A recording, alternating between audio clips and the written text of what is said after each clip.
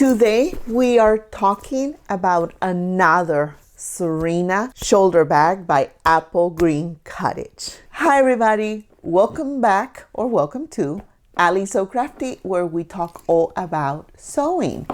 And if you follow me, you know that I have another video where I made another Serena Shoulder Bag by Apple Green Cottage. And it's a full tutorial. I have the video here if you want to watch it after you watch this video, because here I am going to share with you my experience making this bag using faux leather and cork material. I am going to go over a little bit of the changes I made to the strap and the challenges I faced because of the material that I used, and my sewing machine was acting up a little bit, and what I would do different next time, because I do think I'm going to make another one of these bags, but I will make a tiny little change, which I'm going to share with you in a minute. First things first, what materials did I use? For this bag, I decided to use this beautiful brown faux leather that I purchased a while back, and I just haven't found anything to make with. I mean, there's plenty of other patterns and things I could have made, but for some reason I was just holding on to this material. I did make one pouch about a year ago, so though I didn't have the full half a yard. I want to mention that I did not have the full half a yard when I started making this bag. This faux leather is from Soulful Therapy. This color is sold out, and I'll tell you in a minute how I know that, but they still have other colors. It's very, very good faux leather. Then I decided to use this new cork material from IndoLove Creations. I've added the link down in the descriptions for these two products. Like I mentioned, this color is sold out, but she has other colors. And IndoLove Creation still has some of these. This is a brand new, and she has other designs. If you use the link in the description, you get $5 off your purchase. And that is just like an affiliate program that she has for anybody. So it's not special to me. It's just everybody can use it, okay? So I just wanted to mention that. Okay, so I used my Yuki TL2010Q sewing machine. That machine is a little workhorse. It's a semi-industrial, and all the layers went through like no problem. I mean, layers after layers after layers. Of course, I put a brand new needle in my machine, so every time I start a new bag, I add a new I put a new needle just to be safe. So the bulkiness of the bag, I was able to sew through the bulkiness of the bag. My fingers were the ones who were a little hurt, okay? Like I was struggling mostly with my hands. I did have to use this little tool quite a bit because of all the bulkiness. I had to level, my presser foot so that it could stitch. So this little tool really helps with that. I don't remember the name of it, but I'm gonna put the link in the description. It's jig jag something. I can't remember the name, okay? But I'll find it. I'll put it down there. So this really helped. The one thing that really gave me the most problems was the thread, and I used upholstery thread, and the tension in my machine, especially the bobbin tension, the whole time was giving me a hard time. I completely got so fed up with it. I couldn't adjust the tension back and forth in some areas. Good thing you cannot see because it's mostly on the inside of the bag. But when it came to the time to do the top stitching here on the top, on the exterior, this thread that you see here is the bobbin thread. I said, you know what? I'm not going to risk it. I am going to use my all-purpose polyester thread that I use all the time in my bobbin, and that's it. I still left the upholstery thread on the top of the machine, but the bobbin is what I changed. And it worked. Look, it is great. It worked out. I'm so glad it did.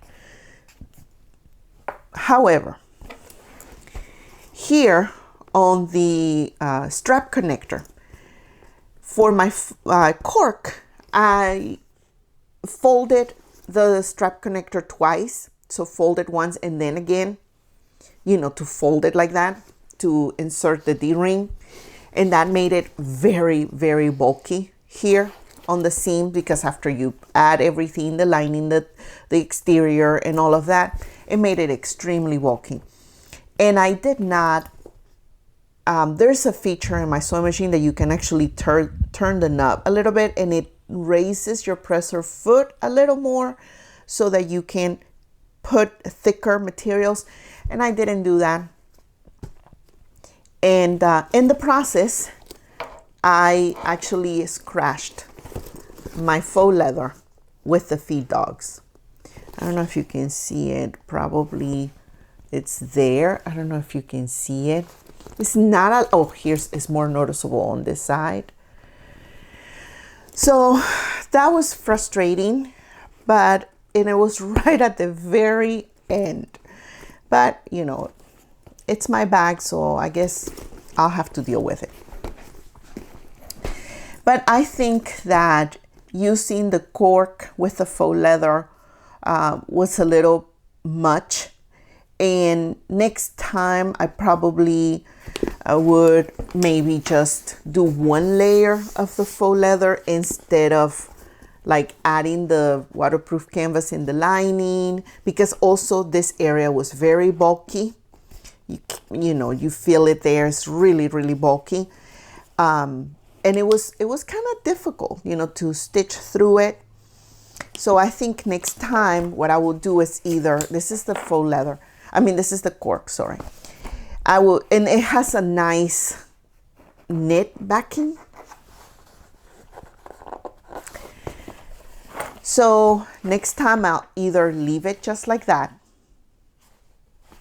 or I may add like heat transfer vinyl in the back and edge coat painting so that it's just one layer and it helps with the bulkiness, because it's not gonna fray, right? So that's the beauty of using cork and faux leather. It doesn't fray, so you can just use one layer, especially if it has a nice backing like this one, or you can always change the backing by adding heat transfer vinyl.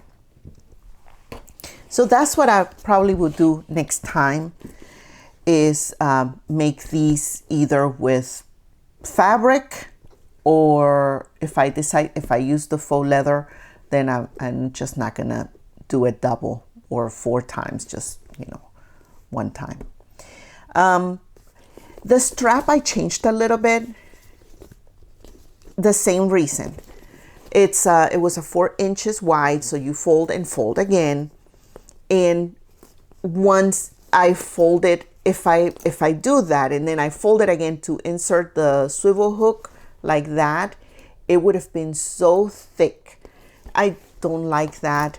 So I added some end straps. And I show you in this video real quick how to cut the little semicircle here on the end strap. And it's just a little piece of material, which is 2.5 inches long. This strap is 1 inch wide, so the width of the end strap is 1.25. And so that's it. And you just add your little end strap, put your swivel hook. Now I did have to make the strap a little bit shorter because I didn't have to fold it. So that's one thing I changed. Consider liking this video and subscribing to this channel if you have learned something today. As I mentioned, I trimmed off the 2 inches off of the material here that I'm going to use to make the strap. Before I start folding the strap like this and stitching it and all of that, I want to make sure my strap ends are done, because I want to kind of look at it, make sure everything looks good before I take it to the sewing machine. So I have my strap end here, which is 2.5 inches long by 1.25 wide. And if I fold it in half here, it looks good.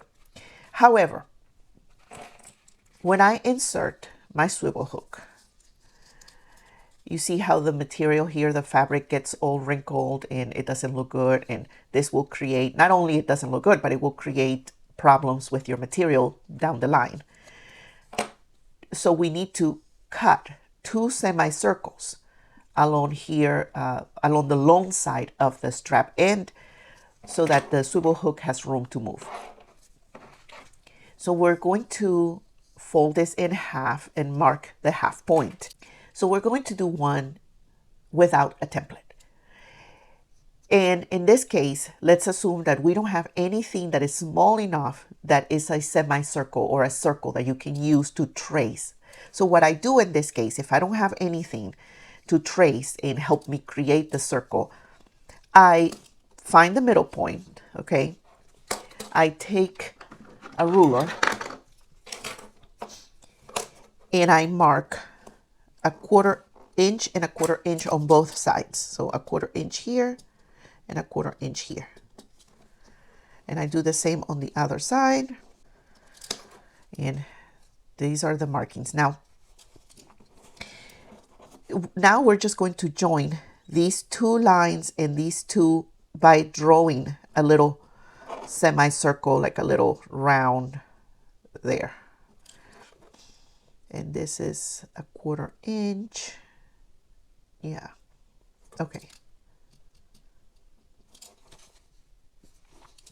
And then on the other side as well. You don't want to go all the way like that. You kind of want to keep it where it's kind of narrow like that.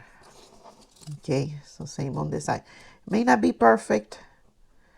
Like I said, if you have a template or the top of the lid of a small bottle or something small, by all means use that. I'm just showing you in case you do not have anything whatsoever. This is how you would do it.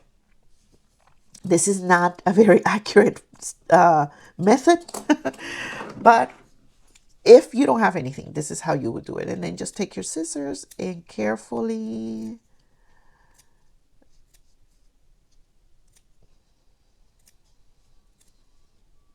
cut it, okay? Again, I highly recommend that you find something, but if you absolutely have nothing around the house or around your room that you can use, then this is how you would do it. Okay. And now I insert my swivel hook and look how nice it looks.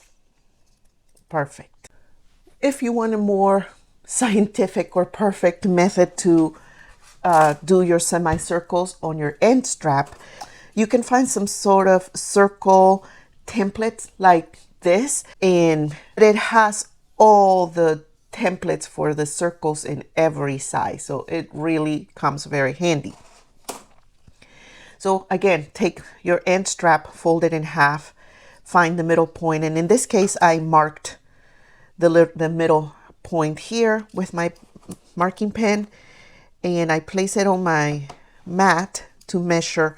And so I want my circle to be, sorry, gosh, I can't see. Okay, 1/2 inch, no, maybe, no, that's too big. 7/16, 3/8.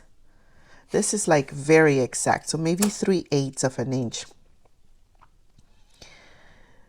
Yeah, 3/8 probably good.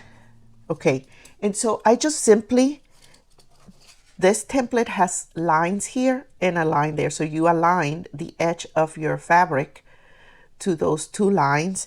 And then this top line is the one that you're aligning to the center of your piece of fabric. So just like this, okay? And then you just draw the semicircle.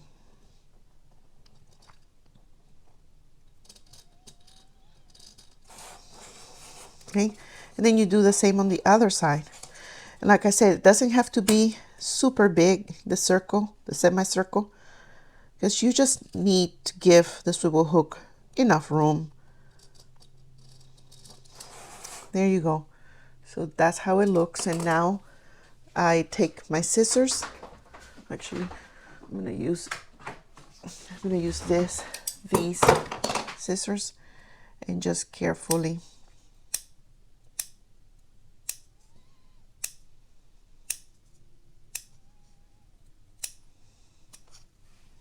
But if you don't have a template like this, just anything that you can find around your room, around the house, that is round, that you can use for tracing. There. So now look, you see? So if I insert my swivel hook, I have enough room for it to move, and it looks very nice. I thought I had more of this beautiful faux leather, and I didn't, because I had made another pouch with it. So I didn't really have half a yard of it, and you need more than half a yard to make this bag anyway. So because of that, I could not add the back pocket. So my bag doesn't have a back pocket, okay? But I figured that was okay, because you have the front pocket here, which is pretty deep for your phone or anything like that. And then you have two slip pockets on the inside and also a zipper pocket.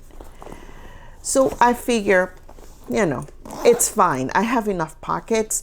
Yes, having the back one, the one on the back is nice, but it's all right, you know. It is what it is. I miscalculated. I put all the fabric on the table. I placed all the patterns. And for some reason, I miscalculated, and I thought I had enough material, and I didn't. That's why I had to also get a little creative and use my accent material for this top panel here instead of the recessed zipper. But it's okay, it looks nice. I like how it looks. I like how it turned out. I love it. Okay. The other thing that I would, that's pretty much what I would do different. I'm definitely gonna make another one of these bags, because I really like the size of it. I like the pattern. I think next time it will be fun to do like two pockets here on the front, one here, one here. I think that will be pretty cute, but definitely we'll have to do like quilting cotton or something else, because can you imagine all the bulkiness? Oh my goodness. Okay, that's just an idea. Okay, but another thing I think I'm definitely going to do when I make the next bag is raise my zipper panel here. And what I mean with that is, like, I used my bag yesterday, and I put my iPad, I put my purse pile, I put my GG pouch, you know, with all my makeup and little things like that. And it was fine. I mean, I fit everything inside, but it was feeling a little stuffed in there. And I'm like, I don't have a lot of things. Why is it feeling so tight? And I think it's because the zipper, it's a little low. So it doesn't give you a lot of extra room for the bag on the inside.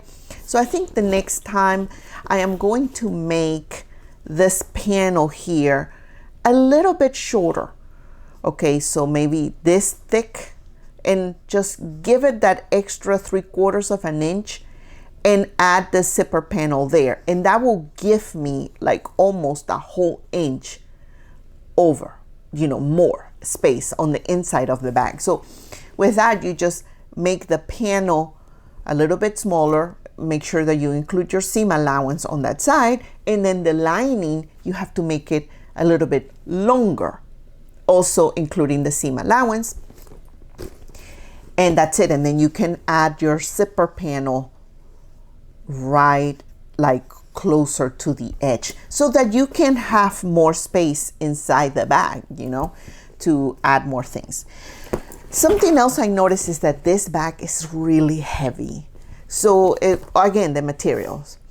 So, I mean, if I add a lot of things to this bag, plus the heaviness of the bag, it feels really sturdy though. It feels like good, high quality bag. Like it does feel very, very nice. It's sturdy. It's like, look, it's not flimsy at all. Doesn't fall. It's just great. Overall, I am very, very happy with this bag. I think it's a beautiful bag. You definitely should try it. Go check out the full tutorial, and I'll see you in the next video. Ciao.